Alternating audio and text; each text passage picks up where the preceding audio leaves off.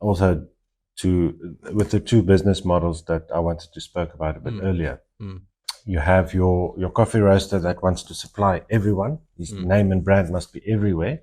He wants the quantity to be wherever you go. Where I try to focus on the quality side. I know it sounds a bit too theoretical, but when I supply my customers with coffee beans for their shop, I can't control the barista. So if the barista normally messes up the coffee, it all goes back to the brand.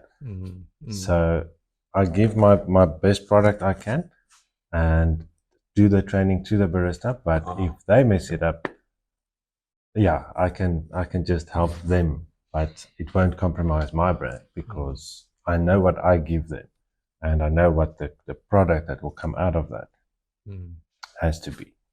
That's an interesting consideration, and I just want to reiterate that at some point you have to make a decision between quantity and quality. So, and coffee is that typical. It's like ice cream as well. Anything that I think one eats, the quality is the first thing. It's it's not a fast food restaurant where you make hundreds of the same burger type of thing, and the one tastes like the other one, but it's nothing special about it. Whereas your coffee, the ice cream that you selected, the brownies that you make, the cinnamon buns that you now introducing to the market, they are all quality over quantity. For the obvious reason, it's something that you want to give to your customer that convince them of the quality, because they don't really care how many of these you've made, because they're only going to eat one, drink one at a time. Now, if the quality is not good enough, and I think this is an important message to our entrepreneurs out there, at some stage you're going to have to, depending on what the product is or the service is, you're going to have to decide between what you want to go for. Is it quality, quantity? Maybe both if you can.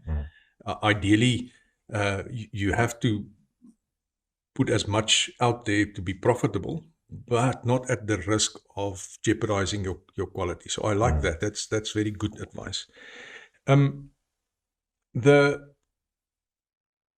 question I have for you is for our viewers that's wannabe entrepreneurs, people that's just started up.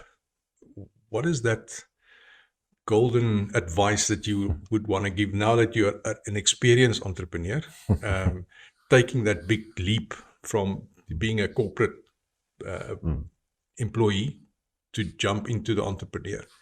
What is that advice that you'd want to give people out there?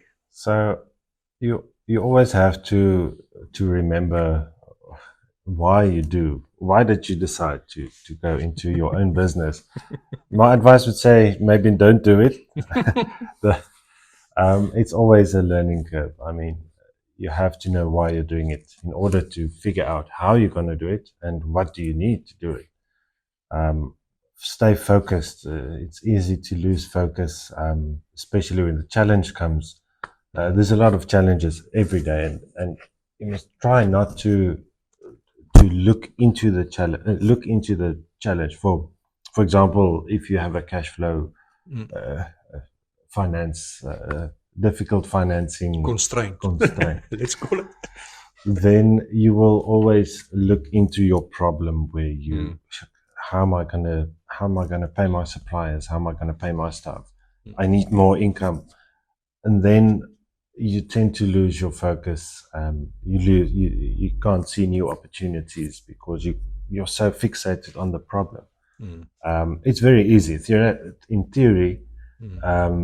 It's very simple, but do it in practicality. It's mentally draining because with everything going on, all the challenges, it's easy to lose focus. And it's nice to talk to different people and just to give you perspective on where you are at the moment, in order to stay motivated.